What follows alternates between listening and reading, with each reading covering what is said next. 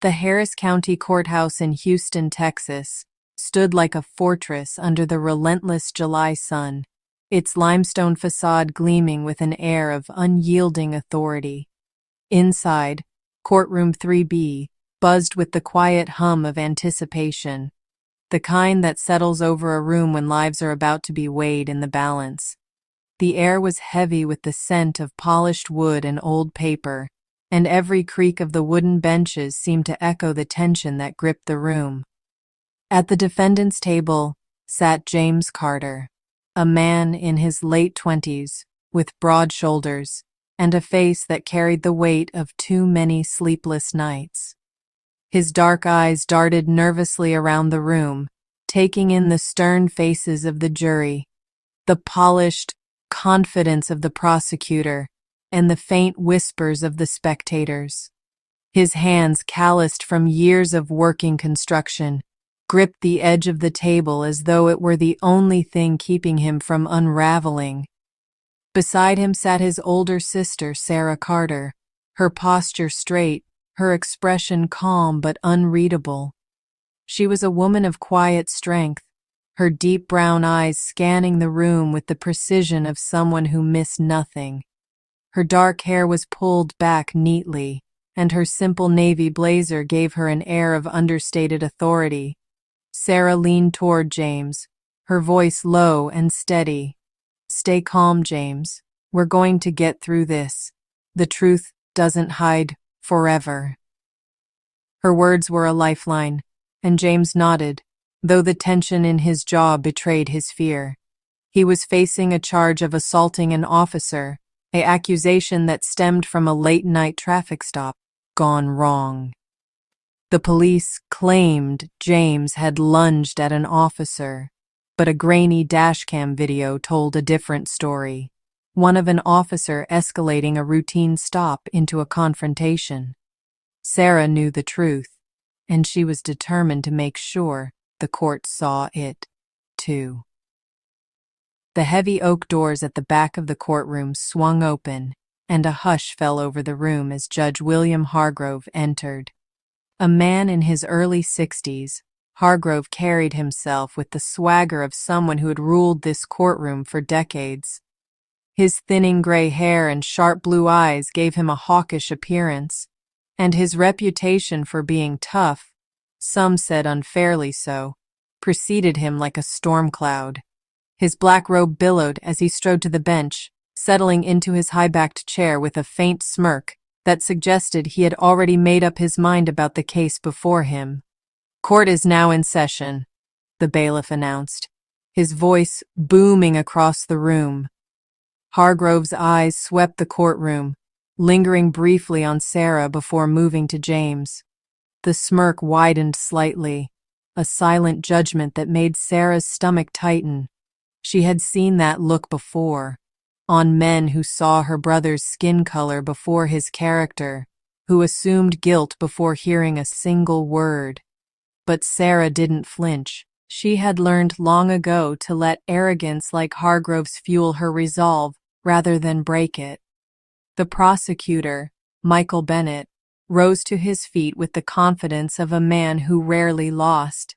His tailored suit and slicked back blonde hair gave him the polished look of a TV lawyer, and his voice carried a practiced charm as he addressed the court. "Your Honor, ladies and gentlemen of the jury, this is a straightforward case. The defendant, James Carter, assaulted an officer of the law, endangering not only the officer, but the very fabric of our society. The evidence is clear, and no amount of deflection can change the facts." Sarah's jaw tightened as Bennett spoke, weaving a narrative that painted James as a violent threat. She glanced at her brother, whose knuckles had turned pale from gripping the table. She placed a reassuring hand on his arm, her touch steadying him. "He's lying," James whispered, his voice barely audible. "I didn't do anything, so." "I know," Sarah replied softly. "Let them talk. They're building a house of cards and we're going to knock it down." As Bennett continued, his words dripping with calculated exaggeration, Hargrove leaned back in his chair, his fingers steepled in front of him. Every so often he cast a glance at Sarah, his expression a mixture of amusement and disdain. It was clear he saw her as little more than a bystander, someone whose presence in his courtroom was an inconvenience at best. But Sarah wasn't here to play the role he expected. She was here to fight, for her brother, for the truth, and for a system that too often failed people like them. The defense attorney, a young man named David Larson, rose to respond. His tie was slightly crooked, and his voice trembled as he began, clearly intimidated by Hargrove's imposing presence. Your Honor, the defense will show that James Carter is a victim of excessive force, not a perpetrator. The evidence, including video footage, will prove his innocence. Hargrove sighed audibly, a sound that carried across the room like a gavel strike. Let's keep this moving, Mr. Larson, he said, his tone dripping with impatience. I don't have time for theatrics. The words were a warning, not just to Larson, but to anyone who dared challenge the narrative Hargrove seemed determined to uphold. Sarah's eyes narrowed slightly, but she remained silent. She had promised James she would let the lawyer do his job, at least for now. But as the trial began to unfold, she could feel the weight of the room pressing down on her. The smug confidence of the prosecutor, the dismissive arrogance of the judge, the uncertain glances of the jury. This wasn't going to be easy. But Sarah Carter was no stranger to hard fights. She had faced worse odds before, and she had a secret that Hargrove and Bennett couldn't possibly anticipate. A secret that would soon turn their world upside down. The courtroom felt smaller as the trial wore on, the air growing thicker with each passing minute. The fluorescent lights buzzed faintly overhead, casting stark shadows across the polished wooden benches. Sarah Carter sat at the defendant's table, her hands folded neatly in her lap, her eyes fixed on the proceedings with a calm intensity that belied the storm brewing inside her. Beside her, James Carter shifted uncomfortably, his fingers tapping a nervous rhythm against the table. The weight of the accusations against him, assaulting an officer during a traffic stop, hung over him like a guillotine, and every word spoken in the room seemed to sharpen its blade. Judge William Hargrove presided over the courtroom with an air of unchallenged authority, his sharp blue eyes scanning the room like a predator sizing up its prey. His earlier smirk had faded, replaced by a thin-lipped expression of impatience as the defense attorney, David Larson, struggled to present his case. Larson, still visibly nervous, fumbled with his notes as he attempted to introduce a witness statement corroborating James's version of events. Your Honor, Larson said, his voice wavering. This witness saw the officer shove Mr. Carter without provocation. Their testimony is critical to understanding the context of the incident. Hargrove leaned forward, his fingers drumming lightly on the bench. Mr. Larson, he said, his voice laced with condescension. I'm not here to listen to hearsay from bystanders.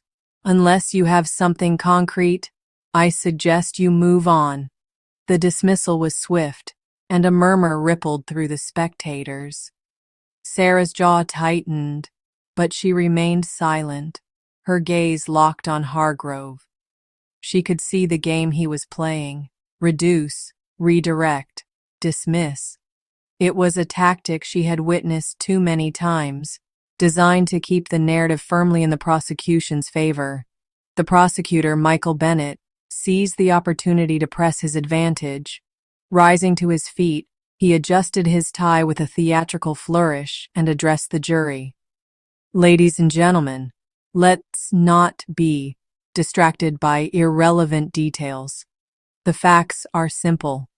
James Carter resisted an officer's lawful commands, escalating a routine stop into a dangerous confrontation. The officer's testimony is clear, and the defendant's actions speak for themselves. His voice was smooth, practiced, and every word was calculated to paint James as a threat to society. Sarah felt a spark of anger flare in her chest as Bennett spoke, but she forced it down. Years of training had taught her to control her emotions, to wait for the right moment to act. She glanced at James, whose shoulders had slumped under the weight of Bennett's words. "They're twisting everything," he whispered, his voice barely audible. "I didn't resist. I was just trying to explain." "I know," Sarah replied softly, her hand resting briefly on his arm. "They're loud now, but lies don't hold up forever.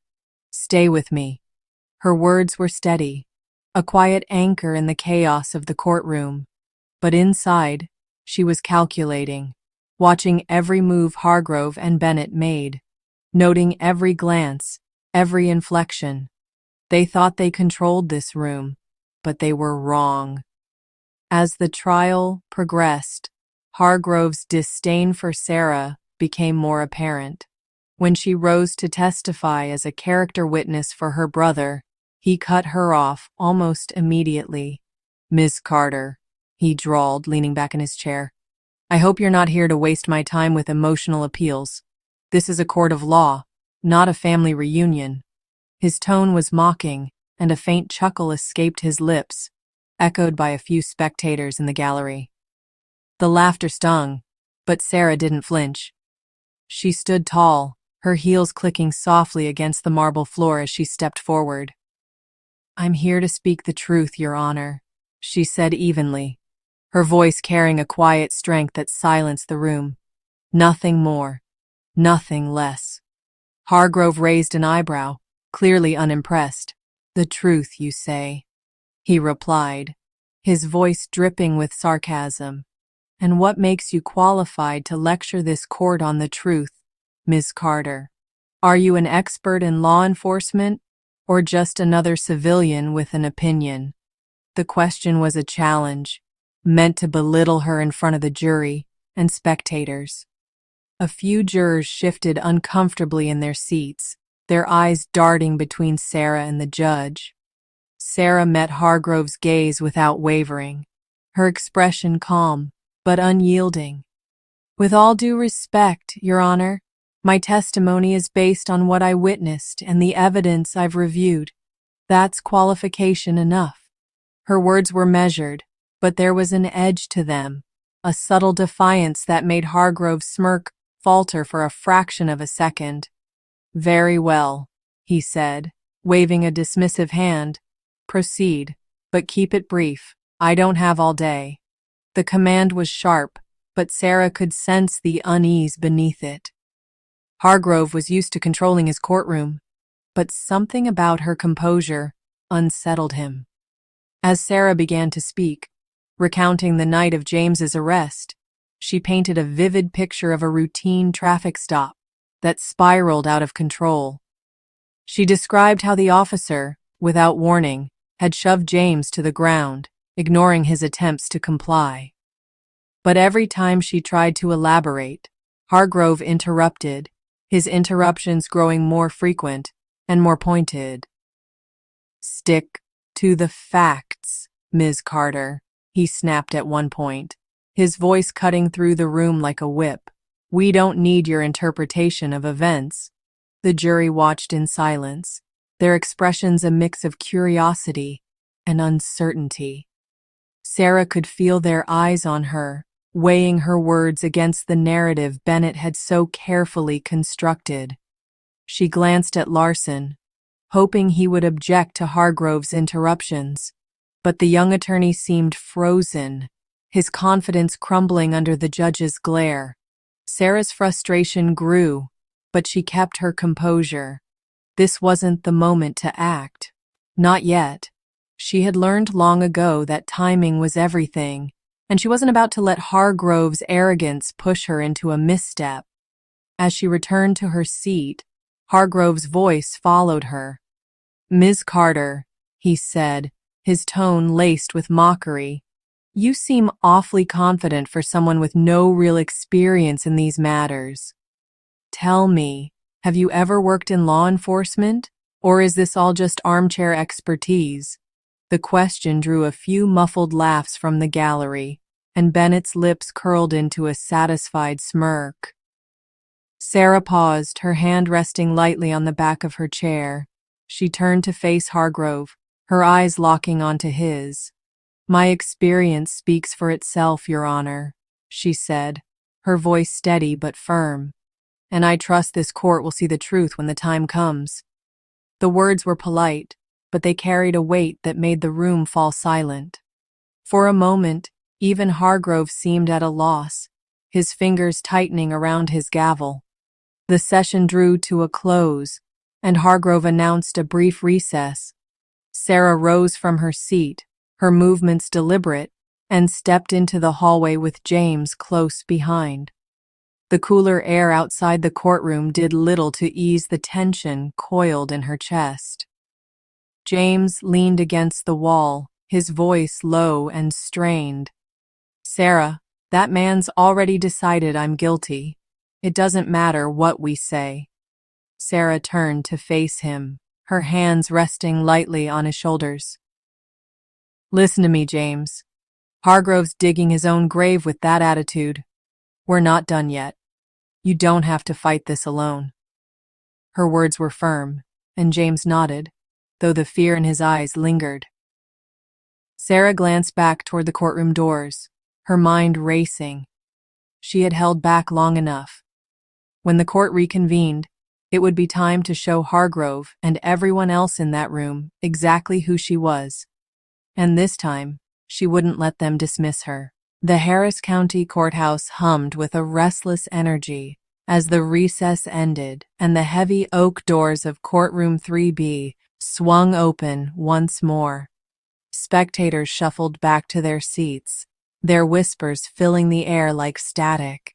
Sarah Carter stepped back to the defendant's table, her heels clicking deliberately against the polished marble floor, each step a quiet declaration of purpose. Beside her, James Carter followed, his head slightly bowed, but his posture steadier than before. Something in Sarah's words during the recess had anchored him, giving him a flicker of hope in the face of the storm they were weathering. Judge William Hargrove re-entered the courtroom, his black robe billowing like a shadow of authority. He settled into his high-backed chair, his sharp blue eyes scanning the room with a mixture of impatience and self-assurance. To him, this trial was a formality, another case to be dispatched with the swift stroke of his gavel. His gaze landed briefly on Sarah, and the faint smirk that tugged at his lips suggested he expected her to remain silent, cowed by his earlier dismissals. But Sarah had never been one to bend to expectations, and today would be no exception. "Court is back in session," the bailiff announced, his voice cutting through the murmurs. Hargrove tapped his gavel once, the sound sharp and commanding.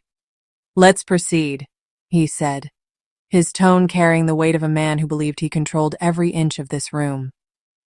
The prosecutor, Michael Bennett, rose to his feet, his polished demeanor as unshaken as ever. He launched into his closing argument with the confidence of a man who had already won.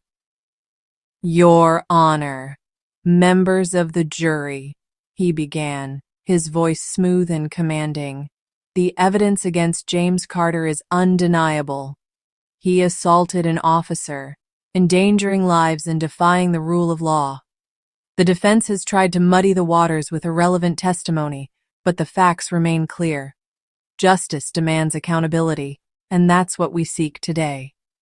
He paced slowly, his eyes locking onto the jurors, each word a calculated strike, meant to seal James's fate. Sarah watched him carefully, her expression neutral, but her mind racing. Bennett's words were a house of cards, built on half-truths and selective evidence, and she knew it was only a matter of time before they collapsed. She glanced at James, whose hands were clenched tightly in his lap, his breathing shallow. She leaned toward him, her voice barely above a whisper. "Hold on, James. This is almost over." He nodded, but the tension in his shoulders remained. When Bennett sat down, his lips curled into a satisfied smile. Judge Hargrove turned to the defense. "Mr. Larson," he said, his voice edged with impatience, "does the defense have anything to add before we move to judgment, or are we done wasting time?" David Larson, the young defense attorney, hesitated, his earlier confidence shaken by Hargrove's relentless dismissals. He opened his mouth to speak, but before he could, Sarah rose from her seat, her movements slow and deliberate. "Your Honor," she said, her voice calm but firm, "I'd like to address the court directly." Hargrove's eyebrows shot up, a mixture of amusement and irritation crossing his face. "Ms. Carter," he said, leaning back in his chair, "you've already had your chance to speak. Unless you have something new, and I mean actually relevant, I suggest you sit down and let the professionals handle this." His tone was mocking, and a few spectators chuckled, emboldened by his condescension. Sarah didn't waver. She stepped forward, her heels clicking against the marble floor, the sound echoing in the suddenly silent room. "With all due respect, Your Honor," she said, her voice carrying a quiet intensity that commanded attention, "I have something very relevant to say, something this court needs to hear." Hargrove sighed, gesturing for her to proceed with a dismissive wave. "Fine," he said, his voice dripping with sarcasm. "But make it quick, Ms. Carter. I have other cases to hear, and I'm not in the mood for grandstanding." Sarah stepped to the center of the courtroom, her gaze sweeping the room before settling on Hargrove. She could feel the weight of every eye on her, the jury, the spectators, Bennett, even Larson, all waiting to see what she would do.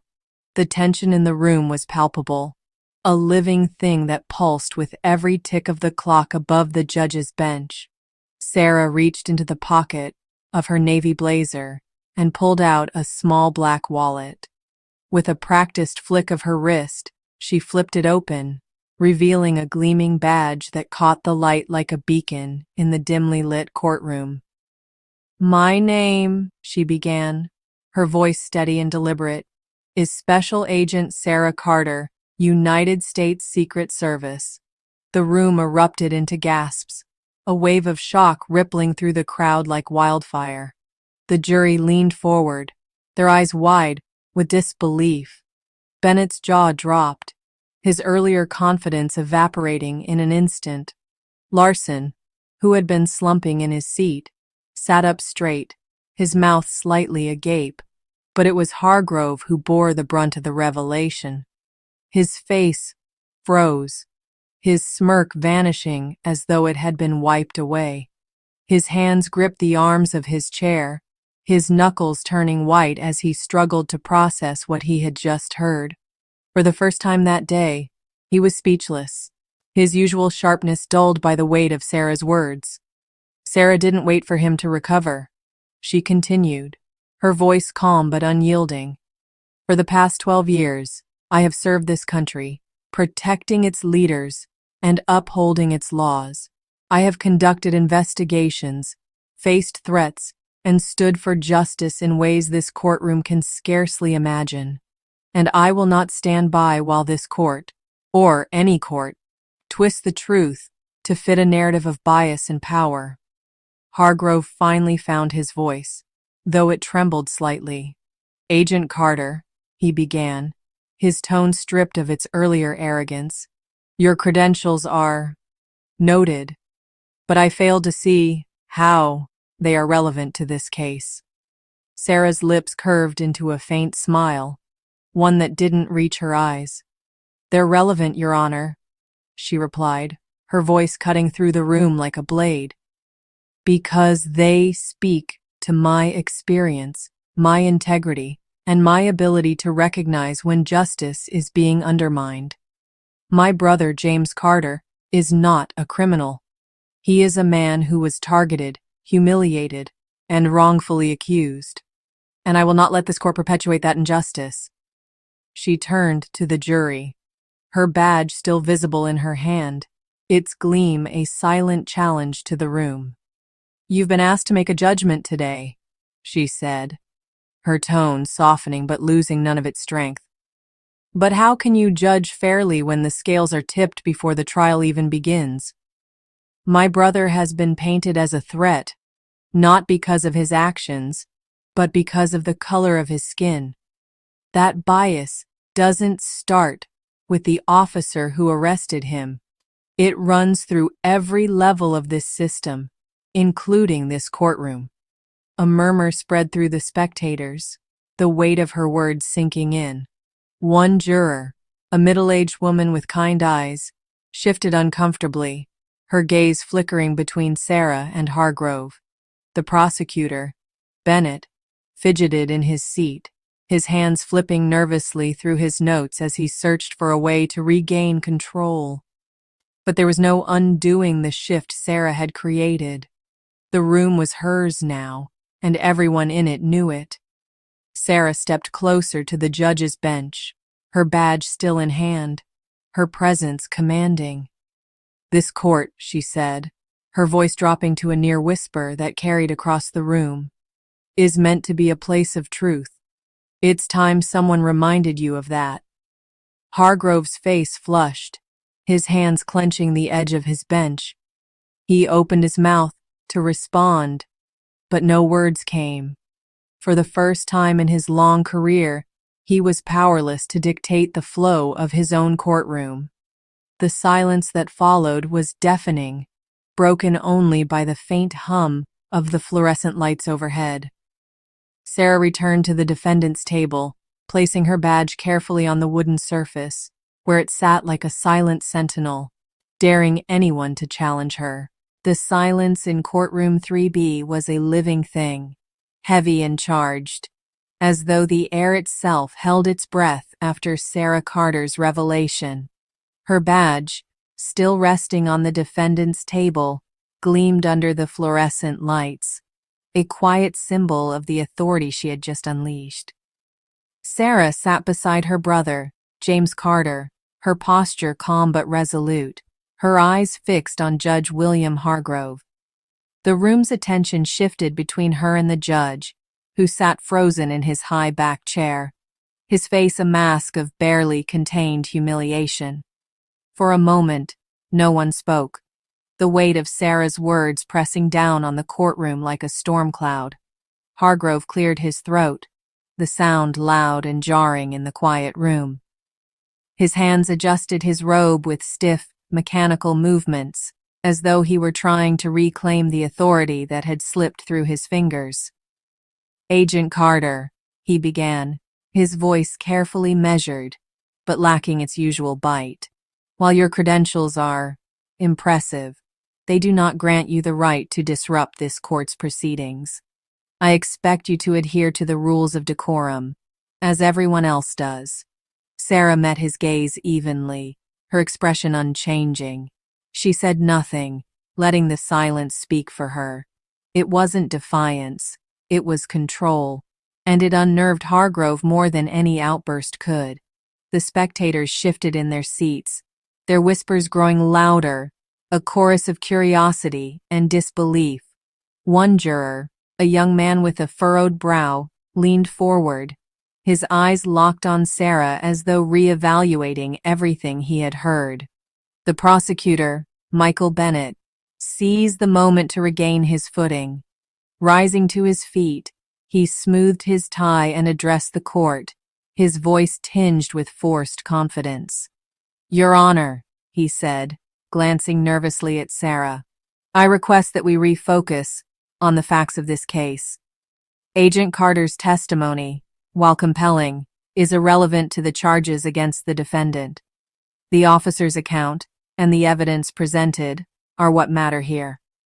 His words were meant to redirect the narrative, but they sounded hollow, like a man shouting into a void.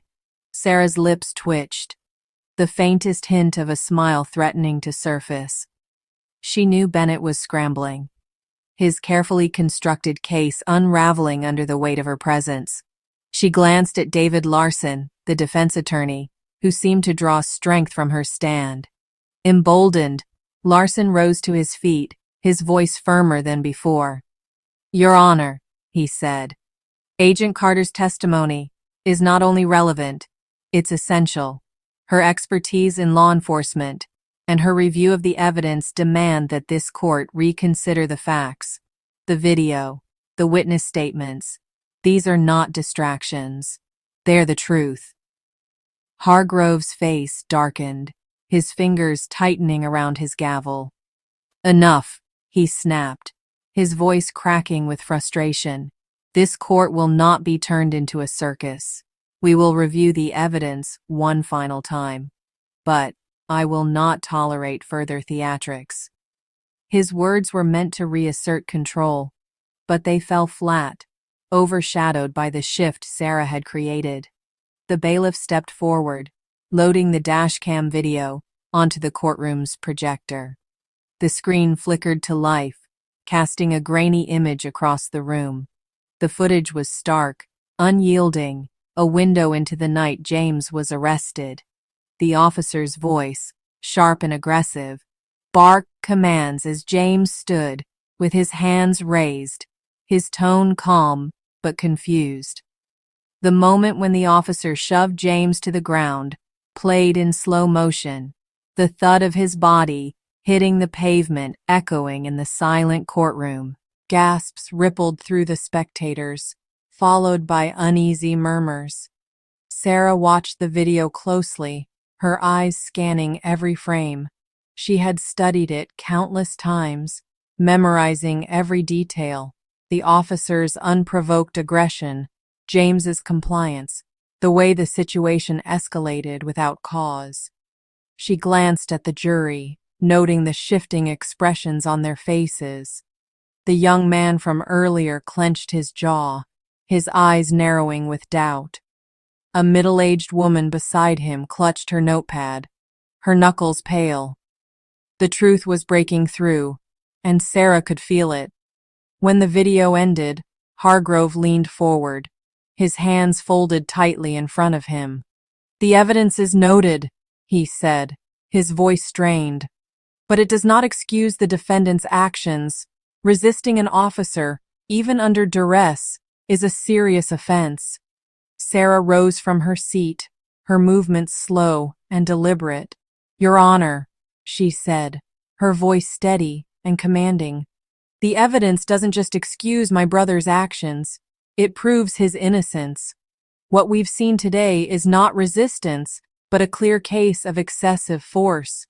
This court has a duty to acknowledge that truth, not bury it under a narrative of bias." Hargrove's face flushed an unflattering shade of red, his lips pressing into a thin line. "Agent Carter," he said, his tone icy, "you are dangerously close to contempt. This court operates on facts, not your personal crusade." Sarah stepped closer to the bench, her badge still visible on the table behind her, its presence a silent challenge. "No, Your Honor," she said, her voice unwavering. "I'm walking the line of truth. And, if that makes you uncomfortable, perhaps it's time to ask why." Her words hung in the air, sharp and unshakable, daring Hargrove to respond. The room fell into a tense silence, the spectators holding their breath, the jury's eyes darting between Sarah and the judge. Bennett jumped to his feet, his voice rising in desperation. "Your Honor, I object. This is irrelevant and inflammatory." But his objections sounded weak, drowned out by the weight of Sarah's presence. Larson, now fully emboldened, stood as well. "Your Honor, the defense requests that the jury be allowed to consider the full context of the video and Agent Carter's testimony. Her expertise cannot be dismissed." Hargrove banged his gavel, the sound sharp and jarring. "Order!" he barked, his voice trembling with a mix of anger and desperation. "I will have order in my courtroom." But the authority in his voice was gone, replaced by the strain of a man fighting to hold onto a crumbling facade. He adjusted his robe, his movements stiff, and glared at Sarah. "Agent Carter, you've made your point. Now sit down." Sarah held his gaze for a moment longer, then returned to her seat, her expression calm but resolute. She placed her hand on James's shoulder, giving it a reassuring squeeze. "We're getting there," she whispered. James nodded, his eyes filled with a mixture of awe and gratitude. For the first time, he allowed himself to believe they might actually win. Hargrove announced another brief recess, his voice lacking its usual force. "We will reconvene shortly," he said, banging his gavel and rising quickly from his seat. As he exited, his robe billowing behind him, the sound of the gavel felt hollow, a faint echo of the power he had once wielded so confidently. Sarah watched him go, her mind already turning to the next move. The battle wasn't over, but the tide had turned, and she was ready for whatever came next. The Harris County Courthouse seemed to hold its breath as the hours dragged on, the clock above the judge's bench ticking with a relentless, almost mocking slowness. In courtroom 3B, Sarah Carter sat beside her brother, James Carter, at the defendant's table, her hands folded neatly in her lap, her composure unshaken despite the weight of the moment. Her badge, still resting on the table, caught the light with every subtle shift, a quiet reminder of the truth she had forced into the open. James, though, was less steady. His fingers fidgeted with the edge of his sleeve, his dark eyes fixed on the empty jury box, where the fate of his future was being decided. Sarah glanced at him, her voice low and reassuring. "They saw the truth, James," she said softly. "Now it's just a matter of whether they're brave enough to act on it." Her words were calm, but inside, her mind was alive with possibilities. She knew the system didn't always reward the truth. It rewarded those who controlled the narrative. But today, she had shattered that control, and the ripples were still spreading. James swallowed hard, his voice barely above a whisper. "What if they don't, Sarah? What if they believe Bennett's story?" His fear was palpable, a raw edge that cut through the quiet confidence Sarah had worked so hard to instill. She placed a hand on his arm, grounding him. "If they don't, we keep fighting," she said firmly. "This isn't the end, James. It's just one step. But I believe in you, and I believe in what we've shown them." Her words weren't just for him. They were for herself, too. She needed to hold on to the hope that the truth could break through, even in a system that so often silenced it. The heavy oak doors creaked open, and the bailiff's voice boomed across the room. "All rise. The jury has reached a verdict." The spectators scrambled to their feet, the air thick with anticipation. Sarah rose slowly, smoothing the front of her navy blazer, her movements deliberate. James stood beside her, his hands trembling slightly at his sides. She gave his arm a gentle squeeze, a silent promise that she was with him, no matter what. Judge William Hargrove entered, his black robe billowing as he strode to the bench. His face was carefully neutral, but Sarah noticed the tightness in his jaw, the way his eyes avoided hers as he took his seat. The gavel struck the desk with a sharp crack, and the courtroom fell silent. "Be seated," Hargrove commanded, his voice flat, stripped of the arrogance that had defined him earlier. The creak of wooden benches filled the room as everyone obeyed. The foreperson of the jury, a middle-aged woman with graying hair and a nervous demeanor, stood, clutching a folded piece of paper in her hands. She cleared her throat, her voice trembling, as she addressed the court. "Your Honor," she began, The jury has reached a unanimous decision. Sarah's heart beat steadily, her calm exterior masking the storm of emotions beneath. She glanced at James, who was staring straight ahead, his jaw clenched tightly. This was it. The moment that would determine not just his freedom, but a small piece of justice in a world that had failed so many like him. "Will the defendant please rise?" Hargrove instructed, his tone devoid of emotion. James stood, his broad frame seeming smaller under the weight of the judge's gaze. Sarah rose beside him, her presence a quiet but powerful show of solidarity. The foreperson unfolded the paper, her hand shaking slightly as she glanced at James, then at Hargrove, before reading aloud. "On the charge of assaulting an officer," she said, her voice steadying, "we find the defendant, James Carter, not guilty." The words hung in the air, a fragile moment of stillness before the room erupted. A wave of murmurs swept through the gallery, some gasps of relief, others of disbelief. Sarah closed her eyes for a brief second, exhaling a breath she hadn't realized she was holding. Beside her, James's knees buckled slightly, and she steadied him with a firm hand on his arm. His eyes were wide, shimmering with unshed tears as the reality of the verdict sank in. "Order!" Hargrove barked, banging his gavel. "I will have order in this courtroom." The noise subsided, but the tension lingered. His face was tight, his lips pressed into a thin line as he glared at the jury, then at Sarah. For a moment, she thought she saw resentment in his eyes, the sting of being outmaneuvered by a woman he had so arrogantly dismissed. But she held his gaze, unflinching, her badge still a silent sentinel on the table. "The defendant is free to go," Hargrove said curtly, the words forced through gritted teeth.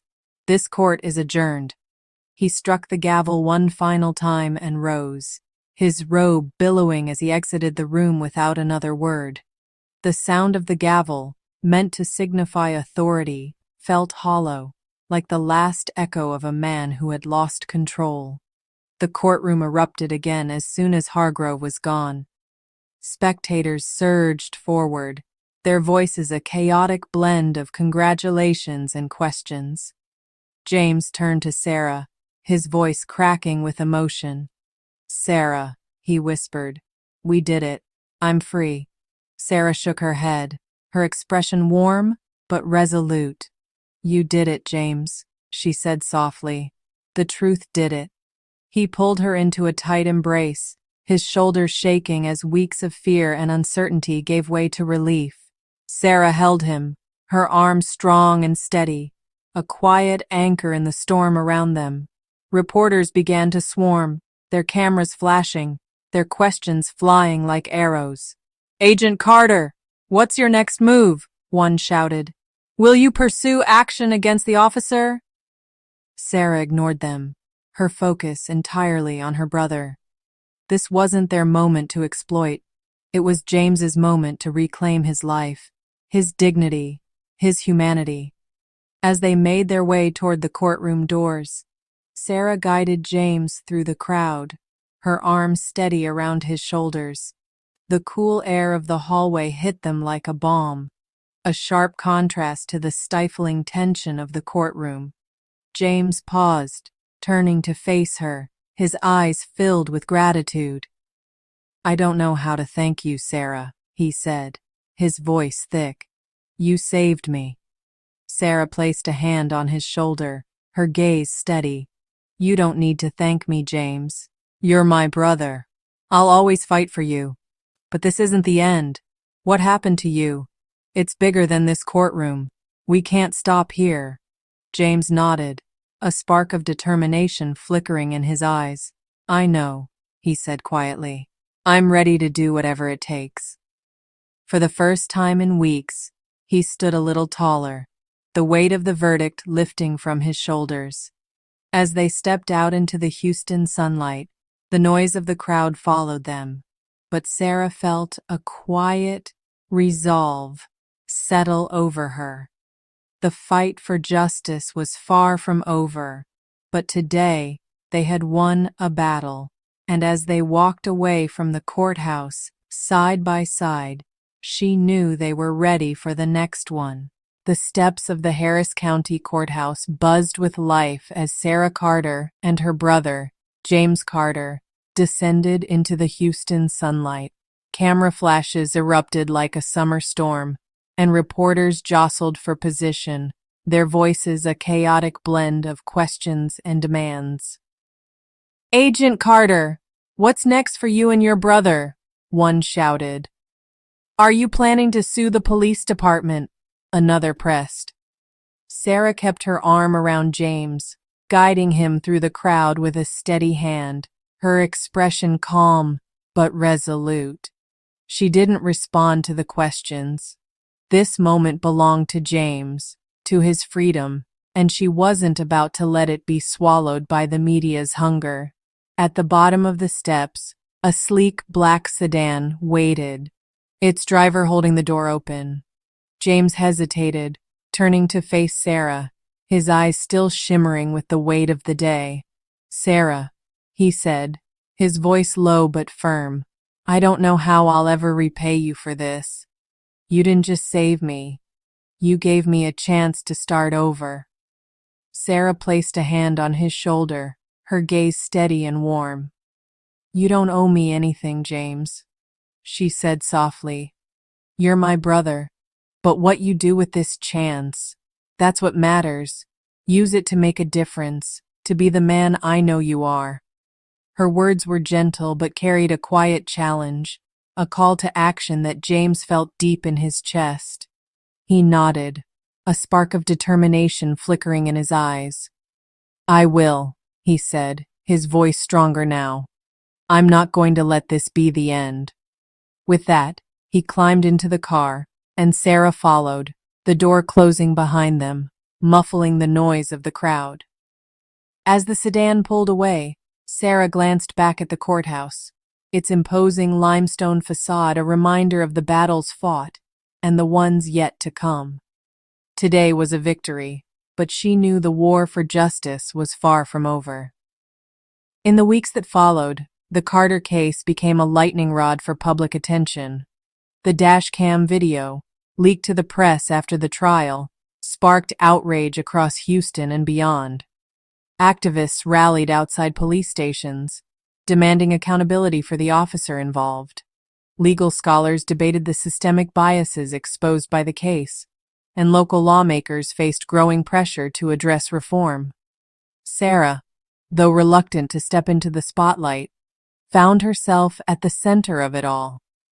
Her revelation as a Secret Service agent had turned her into a symbol, not just of defiance, but of hope for those who had been silenced by the system.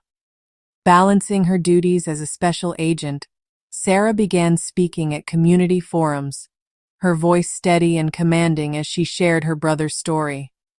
She met with advocacy groups, lending her expertise to efforts to reform police training and judicial oversight. Her apartment, once a quiet refuge, became a hub of activity, its dining table covered with legal documents, policy proposals, and notes from late-night strategy sessions. She wasn't just fighting for James anymore. She was fighting for every person who had faced a courtroom and been judged before they could speak. James, too, found his purpose. He started volunteering at a local youth center, sharing his story with teenagers who saw their own struggles reflected in his. One evening, he called Sarah, his voice bright with a lightness she hadn't heard in years. "I spoke to a group of kids today," he said, excitement bubbling through the phone. "Told them what happened, how we fought and won. You should have seen their faces, Sarah. They listened. I think it gave them hope." Sarah smiled, leaning back in her chair, her heart swelling with pride. "That's incredible, James," she said. "You're showing them they don't have to be defined by what others think of them. Keep going."